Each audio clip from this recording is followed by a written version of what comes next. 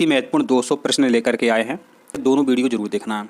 आपने हमारे और वीडियो देखे या नहीं देखे तो आप घबराना नहीं, चिंता मत करना। आपने सिर्फ हमारे ये 2 वीडियो देख लिए तो आपके अंदर इतना कॉन्फिडेंस आ जाएगा, आपको लगेगा कि मैं इस एग्ज़ाम को निकाल सकता हूँ। तो देखिए यहाँ पर आपका जो पहला प्रश्न है कि मध्य प्रदेश का पहला यूनेस्को विश्व धरोहर स्थल कौन सा है। पहला, मध्य प्रदेश का पहला यूनेस्को विश्व धरोहर स्थल कौन सा है, तो इसका उत्तर है आपका खजुराहो स्मारक समूह।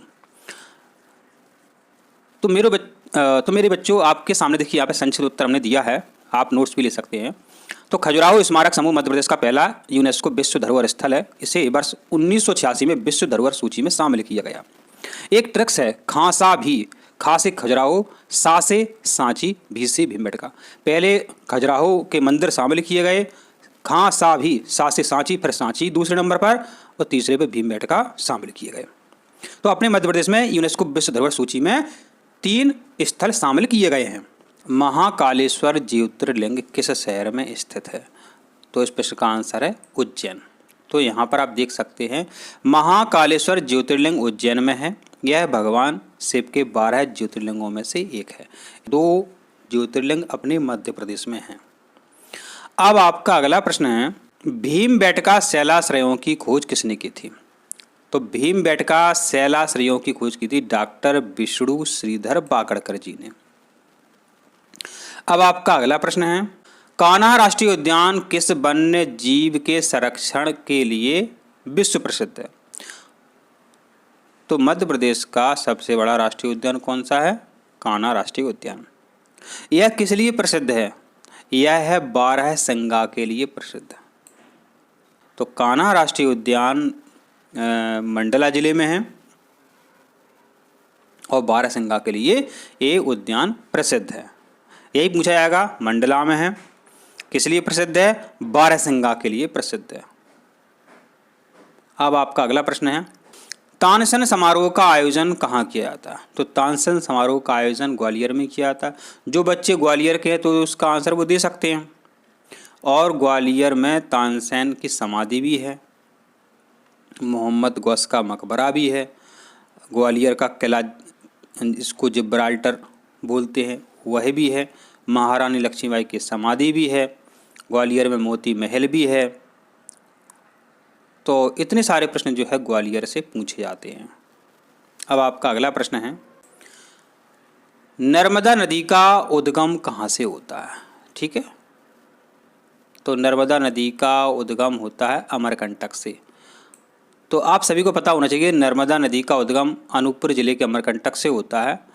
इसे मध्य प्रदेश की जीवन रेखा कहते हैं। आप सभी को पता होना चाहिए कि अमरकंटक से 2 और नदियाँ निकलती हैं, एक आपकी नर्मदा है, दूसरी सोन है और तीसरी जोहला है।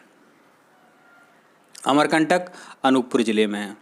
अच्छा, अमरकंटक पे एक प्रश्न और आता है, मतलब अनूपपुर जिले से एक प्रश्न आता है आपका, याद रखें आप। आपका अगला प्रश्न है, भगवान श्री राम को राजा के रूप में किस मंदिर में पूजा जाता है।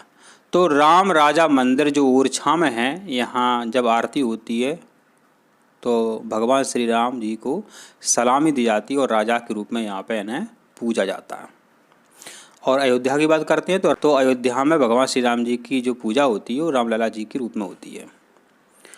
अब आपका अगला प्रश्न है, मध्य प्रदेश का राज्य पक्षी कौन सा है।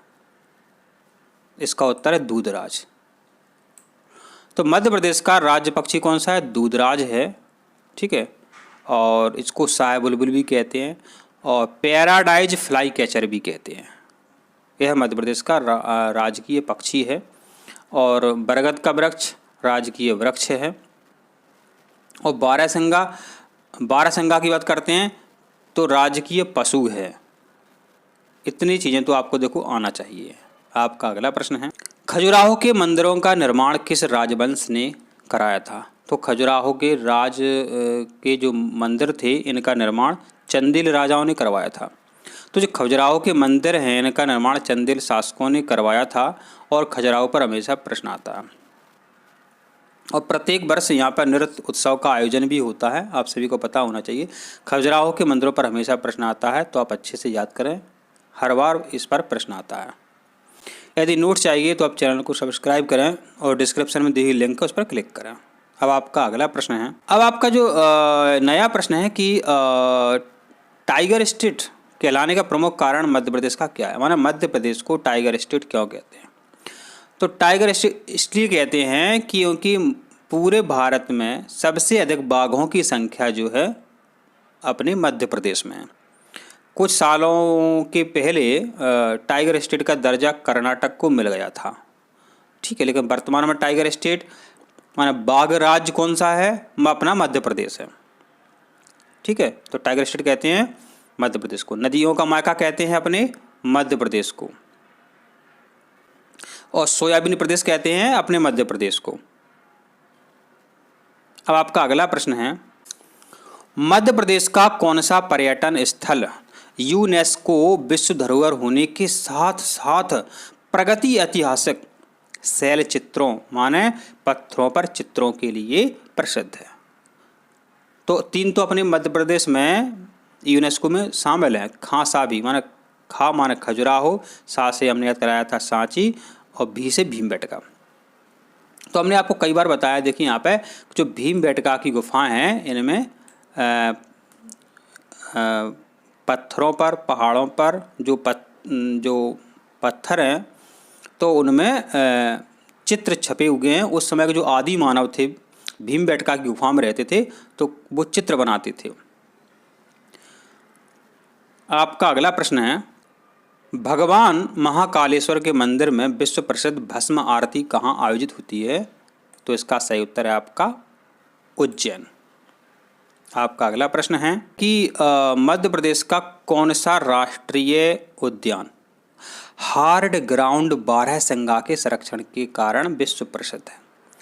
तो देखिए इसका उत्तर है कान्हा राष्ट्रीय उद्यान हार्ड ग्राउंड बारहसिंगा के संरक्षण के लिए प्रसिद्ध है। आपका अगला प्रश्न है, तो इस प्रश्न का आंसर आप सभी को पता ही चला गया, खजुराहो मंदिर समूह। यहाँ हर वर्ष खजुराहो नृत्य समूह का आयोजन किया जाता है। नर्मदा नदी का उद्गम स्थल किस जिले में स्थित है।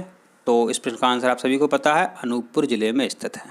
अनूपपुर जिले में है अमरकंटक, और अमरकंटक से नर्मदा नदी का उद्गम होता है। आपका अगला प्रश्न है, अफ्रीका चीतों की पुनर्स्थापना परियोजना किस राष्ट्रीय उद्यान में संचालित की जा रही है। तो अखबारों में कई बार इसका जिक्र भी हुआ है और खबर भी आई है। तो कूनो राष्ट्रीय उद्यान है आपका श्योपुर में, ग्वालियर के बगल में है श्योपुर।